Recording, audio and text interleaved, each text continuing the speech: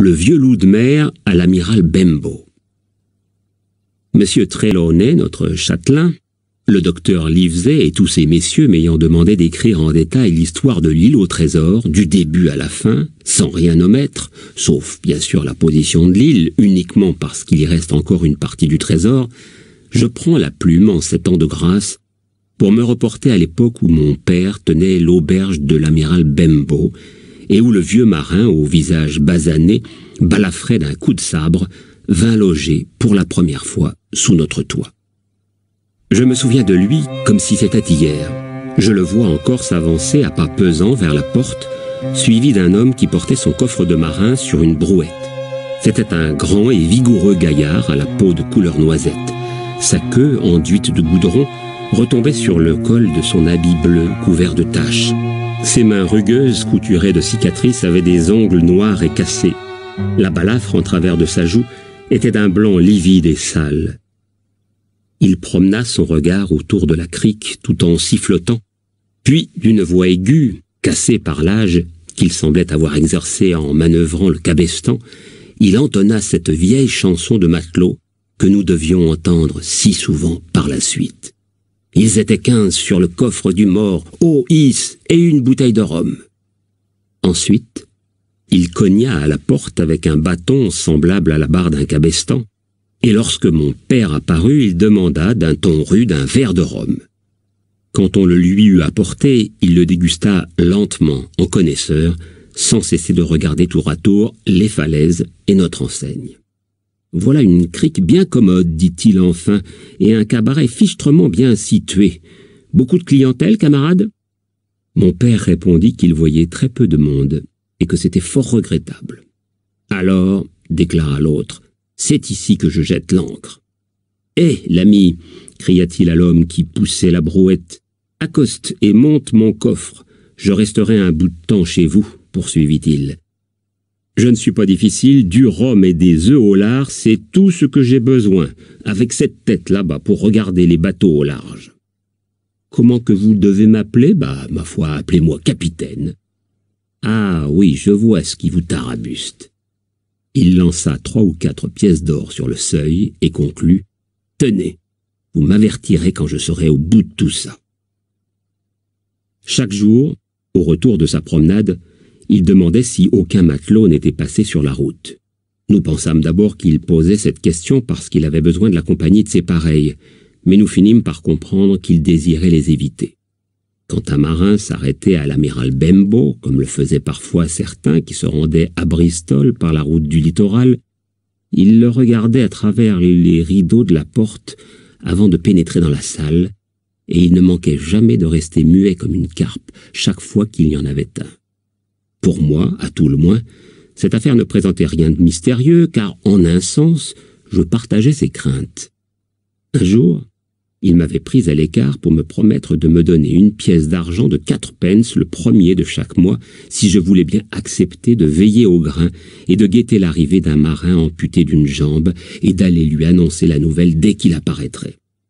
La plupart du temps, lorsque le premier du mois j'allais trouver notre pensionnaire pour lui réclamer mon dû, il se contentait de renifler d'une façon menaçante et de me faire baisser les yeux, mais avant la fin de la semaine, il ne manquait jamais de se raviser, de m'apporter ma pièce d'argent et de renouveler son ordre de guetter l'arrivée d'un marin amputé d'une jambe. Je n'ai guère besoin de vous dire à quel point ce personnage hantait mes rêves. Par les nuits de tempête, lorsque le vent ébranlait la maison de fond en comble, lorsque les vagues grondaient dans la crique et montaient à l'assaut des falaises, je le voyais sous 1000 formes, avec 1000 expressions diaboliques. Tantôt la jambe était coupée à la hauteur du genou, tantôt à la hauteur de la hanche, ou bien l'homme était une créature monstrueuse qui n'avait jamais eu qu'une seule jambe placée au milieu du corps. Le voir courir à mes trousses en sautant les haies et les fossés était le pire de mes cauchemars. Mais si j'étais terrifié à l'idée du marin amputé d'une jambe, j'avais beaucoup moins peur du capitaine que tous ceux qu'il connaissait. Certains soirs, il buvait plus de grog qu'il ne pouvait en supporter. Alors, il restait assis à chanter ses vieilles chansons de matelot cruels et farouches sans faire attention à personne. Mais parfois, Il faisait apporter des vers à la ronde et obligeait l'assistance épouvantée à écouter ses histoires ou à reprendre ses refrains. Bien souvent, j'ai entendu son « Oh, Is !» et une bouteille de rhum faire trembler la maison, tous les voisins chantant en chœur comme s'il y allait de leur vie, chacun hurlant plus fort que l'autre pour éviter de se faire remarquer.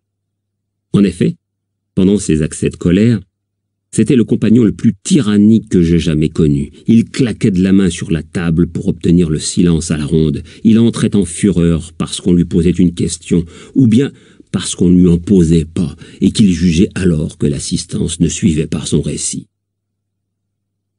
Et il ne permettait à personne de quitter l'auberge tant qu'il n'avait pas gagné son lit en titubant sous l'effet du sommeil et de l'ivresse.